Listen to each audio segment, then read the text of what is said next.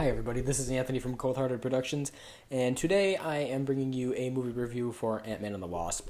To apologize for the hair, just got out of the shower. It's nighttime. I hope you enjoy the new background, I guess the new lighting, blah blah blah. I've been trying to get this in the works and enjoy the Star Wars obsession in the back.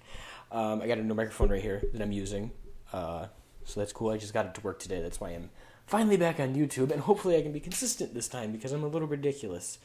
I just graduated high school, moving on to a new life, getting into college, and yeah. So anyway, to get into the review, I just hit the mic, by the way. I don't know if you could hear that. Saw the movie about a week ago, and I was totally surprised because I had seen Avengers Infinity War, and I hit the mic again. I gotta get used to that. I had seen Avengers Infinity War, and it blew my mind that a movie with so many characters like that could really be as good as it was, I mean, there was some things about it, but there's things about every movie that's really disappointing. But Ant-Man and the Wasp, I was like, I want to see Avengers 4. Like, who wants to go see Ant-Man and the Wasp after seeing this snap? But it's amazing how much the quantum realm played a part in this, and how we can see how it's going forward. So let's go from the beginning of the movie. We see Paul Rudd as Scott Lang, Ant-Man, at his house under 2 years house arrest, which I thought was a little far-fetched, but now we know what he was doing, right? But anyway, that may be like the one flaw that I found with the movie. I thought that was just like ridiculous. But we see him at home, and he's just trying to help appreciate his daughter and be a good father to her while he's under house arrest. And it looks like he's done a pretty damn good job. And Hank Pym and Hope Van Dyne hate him because they are now being chased down by the FBI for his involvement with the Civil War in Germany with Captain America. And he gets back into the action when Hope and them figure out that they need a part so they can go get Hope's mom, Janet Van Dyne, out of the quantum realm. And she gets involved with some gangsters who give her the part, figure out who she is. Scott gets involved. I'm not going to try and spoil the entire movie, but there's spoilers on this. I thought it was very interesting that we saw Ben Foster, who was played by Lawrence Fishburne, have such an awful twist. I wasn't expecting that, but it was good.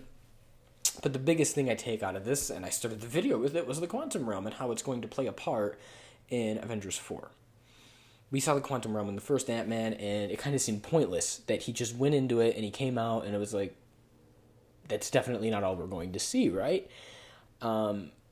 But as we get more and more into this movie, it kind of dives more into the science of what it can do, and it seems like it can time travel. I mean, it brought him back in his dreams as Janet. It did all of these crazy, weird things, and that's definitely going to play a huge part in Avengers 4.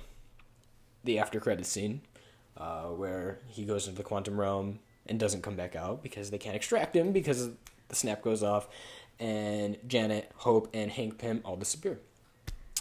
What I personally think is going to happen, maybe Doctor Strange visits him while he's in the quantum realm, when he goes through his little thing that he did on the planet Titan from Avengers 4.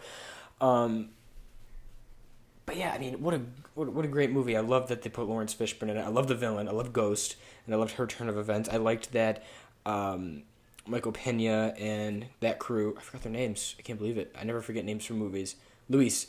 They all had some kind of something to do with the actual battle. They all kind of fought all the shrinking. I mean, they really dove into like the science of Ant-Man, and they really gave us a good sequel to Avengers 4. I thought that I was going to walk into this theater and I was going to just see a Doctor Strange movie, if that makes sense. Not that Doctor Strange was bad, but it didn't really have much to do at its point with the entire universe in general. Now, I do think that Dormammu will eventually play a part too, but that's another video because this is about Ant-Man and the Wasp.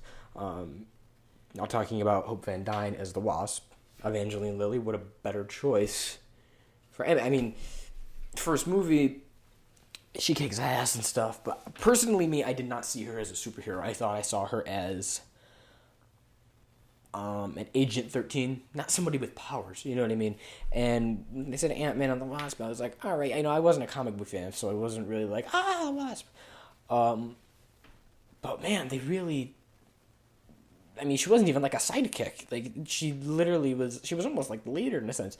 And I think that she was the perfect choice to play the Wasp. And I really would like to see them maybe in Ant-Man 3 put Hank or Janet or both of them back in their suits and maybe have them kick some ass one more time. Because I love a good action movie, but I love a good action movie with story and with a purpose. And this movie really had a purpose, not only to the story of Scott Lang and Hope Van Dyne and Hank Pym and even Ben Foster and all the new characters that we saw, but it had a point to the universe in general with the quantum realm and ending with the snap. Now we know why Ant-Man lives through the snap and how he's going to fight and what he's going to probably fight for, and how the whole universe is really officially going to come together into this movie. And I'm really excited to see where they're going to go in May 2019. Maybe April, if they decide to push it ahead again, which would be beautiful. But yeah, that's all I really have to say about the movie. I really don't want to spoil it too much, although there'll be a spoiler in the title, obviously.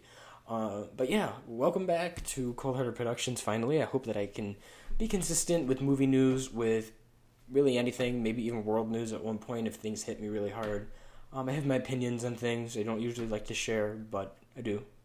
I hope you enjoyed the new background, the new lighting, the new microphone, and as always, please like, subscribe, comment, share, whatever you gotta do to maybe help Cold Hearted Productions become a bigger thing than it is. I know I don't do the greatest job on here right now, but I'm working on it. But I hope to see you guys real soon. Please like and subscribe, and I'll see you guys in the next video.